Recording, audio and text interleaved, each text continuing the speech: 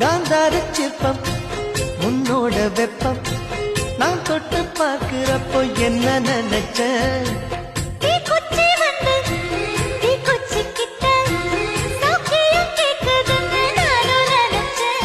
உன் கண்ண குழி முத்தம் வச்ச என்ன நினைச்ச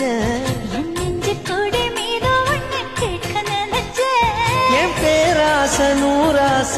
கேட்கையை அடித்த மல்லி நீ என்ன நினைச்சடி